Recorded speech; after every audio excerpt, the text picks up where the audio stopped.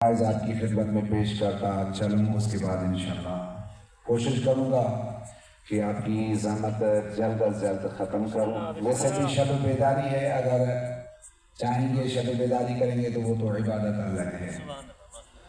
باقی جس طرح بھی مجھے بتایا گیا کہ آپ نے تھوڑے سا فضائل کچھ مسائل، لازماً مجھے بھی اور جگہ بھی پڑھنا ہوتا ہے یا جلوسوں میں جانا، کیونکہ شب ہے تو لازماً آخری شب ہے مولا کی۔ تو عزیزان گرامین، میں نے آپ کی خدمت میں سرور کائنات کا ایک فرمان پیش کیا جس میں سرور کائنات فرماتے ہیں لو انہا فی الارض من شجرت اقلام، پوری زمین میں جو بھی درخت ہیں اللہ سب کو قلم بنا توجہ کیجیے گا۔ پوری زمین میں، یہ جو پوری زمین اللہ نے خلق کی ہے، اس میں جو بھی درخت ہیں یہ سارے قلم بن جائیں۔ آگے فرماتے ہیں والبحر مدادا، اور پورے کے پورے سمندر اور دریا سیاہی بن جائیں۔ پورے کے پورے سمندر اور دریا سیاہی بن جائیں۔ والجن حسابا، اور تمام جن مل کر حساب کریں۔ والانس کتابا، آدم سے لے کر قیامت تک جتنے بھی انسان آئیں گے وہ لکھنا شروع کریں۔ ما احصاها فضائل علی بن ابی طالب، رسول خدا فرماتے ہیں کہ پوری کائنات میں جتنی زمین میں درخت ہیں یہ سارے کے سارے قلم بن جائیں، سارے دریا سارے سمندر مس بن جائیں، اور جن حساب کرنا شروع کریں، اور تمام آدم سے لے کر قیامت تک جو بھی انسان آئے ہیں آ گئے تھے یا آئیں گے، سارے مل کر لکھنا شروع کریں۔ لیکن میرے بھائی علی بن ابی طالب کے فضائل لکھ نہیں پائے۔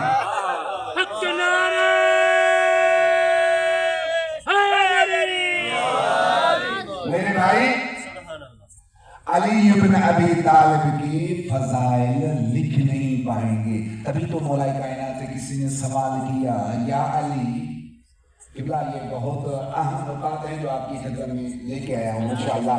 علماء سے سنتے ہوں گے، لازماً ہر ایک کی اپنا سمجھانے کا طریقہ ہوتا ہے۔ کوشش کروں گا بآسانی آپ کی ذہنوں تک یہ پیغام پہنچ جائے۔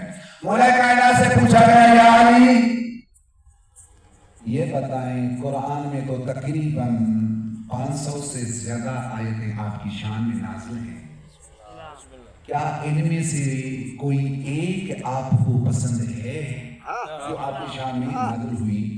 کیا کوئی ان 500 آیتوں میں کوئی ایک جو آپ کے شان میں ہو لیکن پسند بہت زیادہ ہو؟ توجہ کیجیے گا، مولا کائنات فخر سے کہتے ہیں ہاں ایک ہی آیت مجھے بہت زیادہ عزیز ہے۔ تو پوچھا گیا یا علی وہ کون سی ہے؟ تو وہاں پر کہا، جب کفار نے کہا رسول کو لست مرسلا، تو رسول نہیں ہے، تو پروردگار نے حکم دے دیا قل کفا باللہ شہیدا بینی و بینکم ومن عنده علم الکتاب، لا مثل رب نے، لا شریک رب نے اس گواہی کے طور پر مجھ علی کو اپنا شریک قرار دیا۔ میں یہی تو دیکھ رہا ہوں کہ آپ سننا کیا چاہ رہے ہیں، کہ اگر نہیں سنیں گے میں مسائل پڑھ کے اتر جاؤں گا، ٹھیک ہے؟ کوشش کر رہا ہوں، توجہ ہے نا؟ اب یہ قرآن کی زبان ہر ایک کی سمجھ میں نہیں آئے گی۔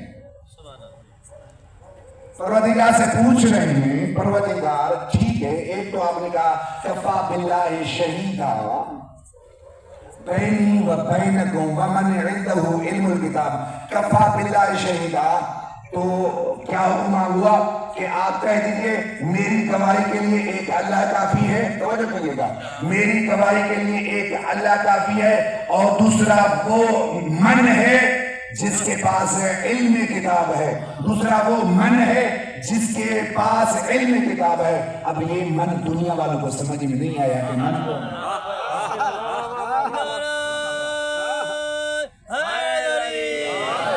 یہ من دنیا والوں کو سمجھ میں نہیں آیا، آ جائے پروردگار کی خدمت میں، آپ ہی بتائیں کہ یہ من کون ہے؟ توجہ کریے گا، یہ من کون ہے؟ پروردگار پھر دوسری نشانی فرمائے گا وَمِنَ النَّاسِ مَن يَشْرِي نَفْسَهُ ابْتِغَاءَ مَرْضَاتِ اللَّهِ، ایک وہ ہے جو میری رضا کے خاطر اپنے نفس کو بیچ کر میرے حبیب کے بستر پر سو رہا ہے۔ نام لیا؟ نام نہیں لیا۔ یہاں بھی فرمایا وَمِنَ النَّاسِ مَن يَشْرِي، یہاں بھی من استعمال کیا۔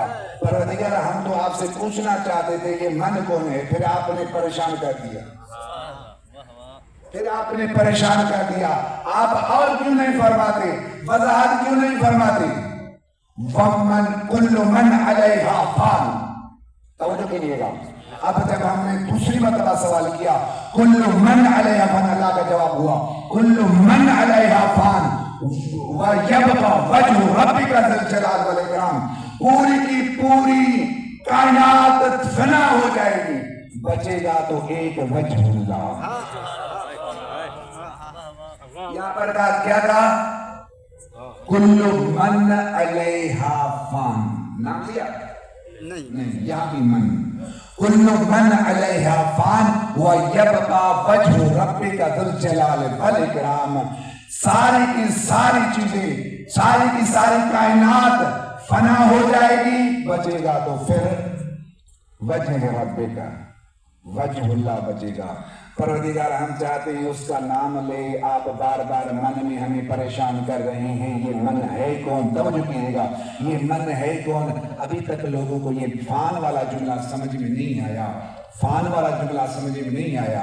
ویسے بھی کل شیء فان ہے، ہر چیز کو فنا ہونا ہے، ہر چیز کو فنا ہونا ہے، چاہے فنا ہوگی تو زندگی ملے گی، فنا ہوگی پہلے اسے فنا ہونا ہوگا پھر زندگی ملے گی۔ مثال دے دوں آپ کو تاکہ آپ کے لیے آسانی ہو جائے۔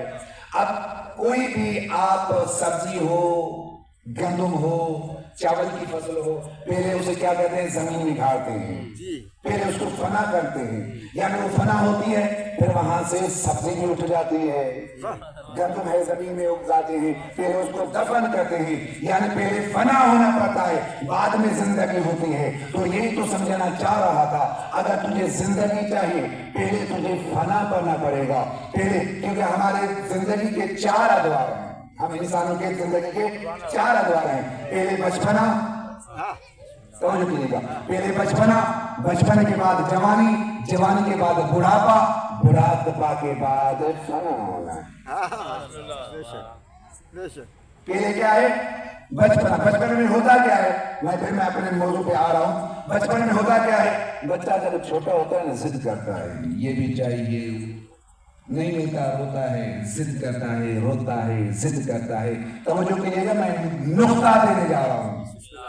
اب دیکھتا ہوں کہ آپ کے اذان کہاں پر ہیں، یا آپ بھی نیند کی حالت میں بیٹھے ہوئے ہیں۔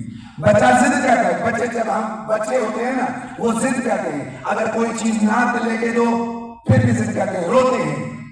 کبھی چیز نہ ملنے پر روتا ہے، کبھی کوئی ضد منانے کے خاطر ہوتا ہے، کبھی رسی کو چھاپ سمجھ کر رونا شروع کر دیتا ہے، کبھی رسی کو سانپ سمجھ کر رونا شروع کر دیتا ہے۔ ایک ادوار زندگی کا ختم، پھر ہو گیا دوسرا، پھر ہو گیا دوسرا، وہ ہے جوانی۔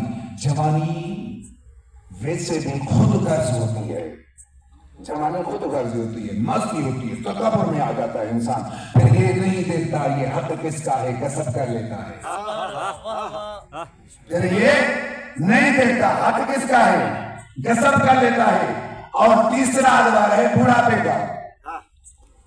جب بوڑھا شخص ہوتا ہے نا، بوڑھا ہوتا ہے، آپ نے دیکھا ہوگا آپ کے گھروں میں بھی بوڑھے ہوئے ہوں گے، آپ کے گھر میں جب انسان بوڑھا ہوتا ہے نا، پھر ہر چیز ایک جگہ جمع کرتا ہے، ہر چیز، جہاں پر کتابیں رکھنی ہوتی ہے وہاں پر کوئی اور چیز رکھ لیتا ہے، یعنی پورے گھر کی چیز ایک الماری میں جمع کرتا ہے، لیکن ترتیب بھول جاتا ہے کہ کس طرح رکھنی چاہیے۔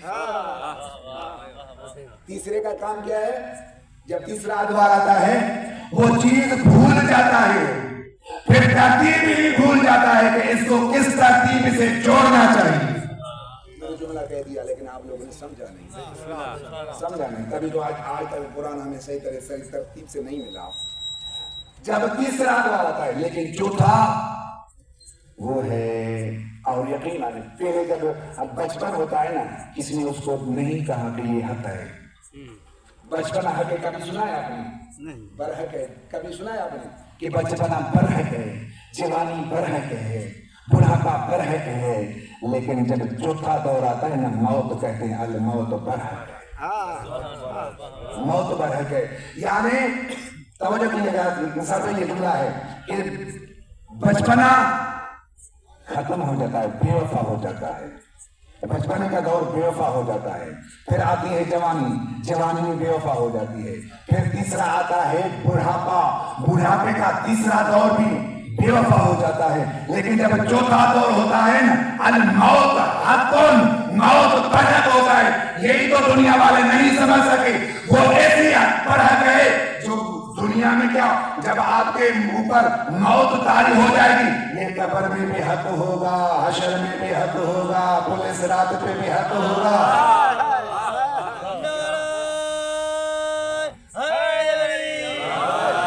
تین ادوار بے وفا، چوتھا ادوار برحق ہے. میں نے کیا کہا پروردگار کی خدمت میں، یا پروردگار ہمیں یہ من کا جملہ سمجھ میں نہیں آیا. آپ نے کہا من یبقى وجہ ربک ذی الجلال والاکرام، ہر چیز فنا ہو جائے گی، ایک ہی اللہ کا چہرہ بچے گا. یہی تو چہرہ ہم سمجھنے آئے ہیں. یہ چہرہ ہے کون سا؟ بسم اللہ. پروردگار آپ ہی سمجھائیے. پروردگار نے کہا کہ قرآن نہیں پڑھا کیا؟ نثار بھائی قرآن نہیں پڑھا کیا؟ میں نے کب کہا ہے کہ ڈائریکٹ مجھ سے مانگا کرو؟ میں نے کب کہا ہے ڈائریکٹ میرے پاس آیا کرو؟ اسی وجہ سے تو میں نے اپنا حبیب بھیجا اور کہہ دیا بھی صحیح وَمَن يُطِعِ الرَّسُولَ فَقَدْ أَطَاعَ اللَّهَ، جو رسول کی اطاعت کرے گا وہ